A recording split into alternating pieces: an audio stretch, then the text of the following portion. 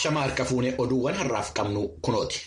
Sababa wal waraansaa kaaba Itoophiyaa keessa jiruun kan ka'e zoonii Walloo Kibbaa fi kaabaa zoonii Waagimiraa fi Affaar irraa buqqaanii namoonni magaalawwan Dassee, Kombolchaa fi Hayi keessatti 350 akka ta'an aangawoota zoonii Walloo kaabaa waabeeffachuudhaan gabaasni Masfinarraa Dassee irraa qindeesse ibseera.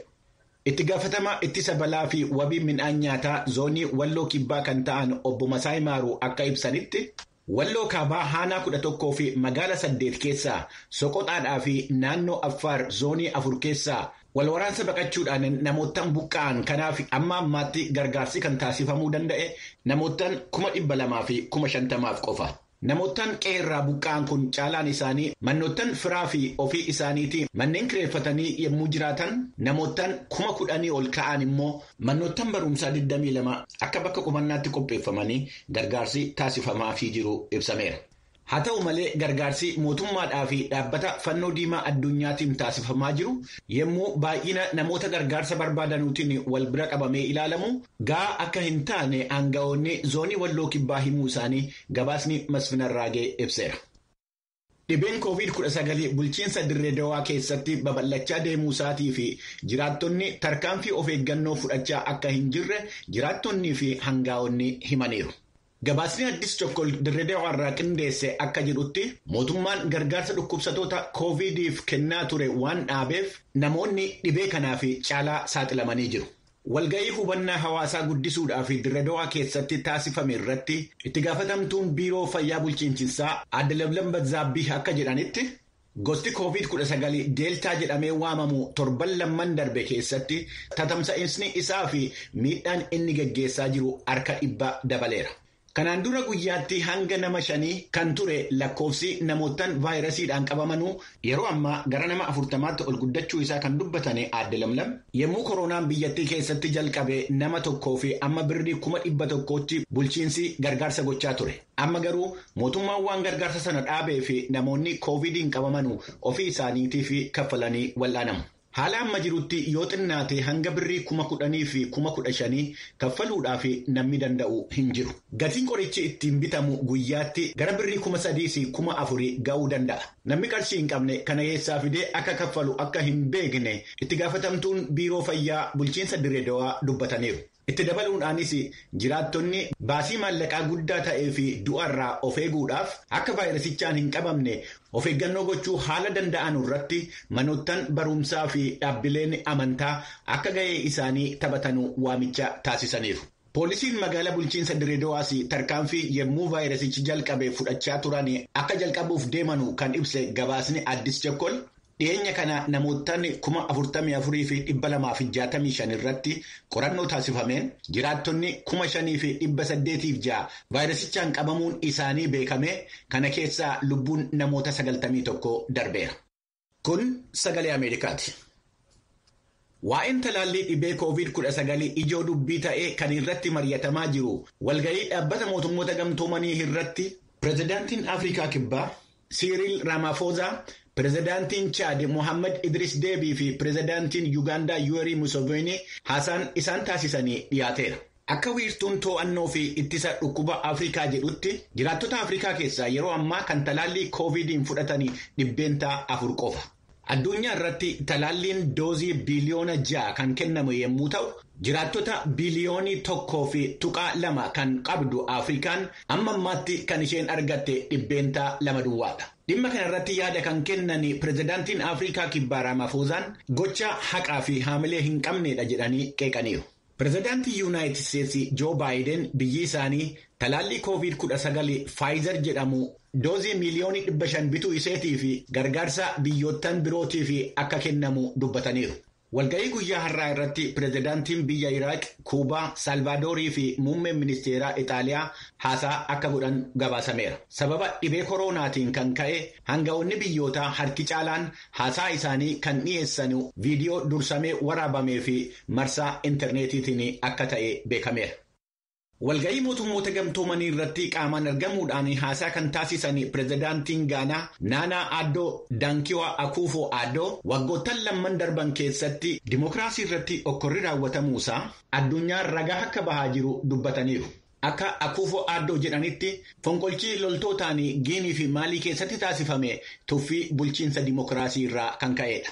Dura taa'aa garee biyyoottan Afrikaa lixaa ECOWAS kan ta'an pirezidaantiin Gaanaa ECOWAS warreen Giinii keessatti fonqolchuu raawwatan irratti biyyattii miseensummaa irraa ugguruu irraa kaasee tarkaanfiin adda addaa fudhatamuu isaa ibsanii ECOWAS mootummaa dimokiraatawaa ta'e dhaabuu irratti fedhii inni qabu ibsaniiru. Maalii keessatti mootummaa akka yeroo dheeraa dabalatuu fi ECOWAS akka waliigalteedhaa fi qophaa'aa hin taane ibsanii Maaliin gara dimokiraasiitti deebi'uudhaaf guyyaa kenname onkoloolessa 29 bara 2021 darbuu akka hin dandeenye kan ibsanii Akuufo Addoo Afrikaan akka miseensa biyyoottan dureeyyii 20 taate akka galmooftu gaafataniiru. Dhibeen COVID-19 amma ammaatti addunyaa irraa lubbuu namootaan miliyoona 4.7 dabarse lubbuu lammiilee Keeniyaa 5,000 galaafachuu isaa pirezidaantiin Keeniyaa Uhuru Keeniyaataa himaniiru. Walga'ii dhaabbata mootummoota gamtoomanii 76ffaa irratti haasaa karaa intarneetiitiin kan godhan Keeniyaataan akka jedhanitti tajaajilli talaallii dhibee koronaa akka walqixa nama hundaaf mijachuu qabu hubachiisaniiru. COVID-19 sadarkaa idilee addunyaatti imala tuurizimii, raabsa mi'aa fi investimentii hubuudhaan diinagdee addunyaa irratti miidhaa guddaa geessisaa jiraachuu isaa kan himan Keeniyaataan sirni addunyaa namootaan hundaa fi kutaa hunda keessatti karaa daldalaatii fi sammuu oomishaatiin walqixa hojjechaa hin jiru jedhaniiru. Dhimma babal'achuu faayinaansii seeraan alaa fi meeshaa waraanaa seeraan alaa kan kaasan Keeniyaataan bara kana ji'a onkoloolessaa keessa biyyi isaanii Keeniyaan pirezidaantummaa mana maree nageenyaa mootummoota gamtoomanii akka fudhattu ibsaniiru. Yommuu biyyi isaanii pirezidaantummaa mana maree nageenyaa fudhattu keessumaa waa'ee nageenya addunyaatiin wal qabatee waan dursamuu qabu irratti biyyi isaanii akka hojjettu ibsaniiru. Hordoftoota keenya oduun har'aaf qabnu kanuma qophiilee keenyaafanii nu wajjiniin tura. Hawaasni addunyaa siiviilota Yemen miliyoona hedduu jireenya rakkisaa obsuun hin danda'amne keessatti dhiise jechuun hayyoonni mirga dhala namaa ka tokkummaa mootummootaa qeeqanii jiran. Kunis kan jedhame wal waraansi siiviilota irratti geggeeffamaa jiru waggaa 7ffaa qabachuuf yeroo jedhu kanatti. Erga bara 2015 qabee wal waraansi biyyattii keessatti jalqabee as namoonni ajjeefaman 20,000 ol ta'uuf lakkoofsi kun kanneen baran ajjeefaman 1,200 utuu hin dabalatin akka ta'e dubbatan qorattoonni. Baqataa sodaa nageenyaaf jecha maqaan isaa guutuu akka hin ibsamne gaafate kan Abdii jedhamu jaallanneen achirraa haasofsiisteetti akkas jedha. keessattuu ergi lolli bara 2015 seenee kaasee walumaa galatti haalli Yemen keessa baay'ee ulfaataadha. Keessatti immoo haalli magaalaa kanaa haalaan baay'ee ulfaataadha. Maaliif UNHCR waajjira cufattee jirti. Amma kan waraqaa namaa jijjiiruu qaama mootummaa biyyattii of jalatti qabatee yeroo warraan saarallaa jedhanii of waamanii isaan immoo waraqaa seera namaatiin jijjiiranii haalli jiru baay'ee rakkisaa jireenyi ulfaataadha haalaanii. Keessattuu mana jireenyaa kiraayee fudhachuun dalagaa dadhabduu fi kiraayiin manaa keetii waliin madaalu amma ji'a dhumaa kana keessa nama hedduutu manarraa bahuuf deema. Abbaan manaa nama hedduu manarraa baasuuf deema.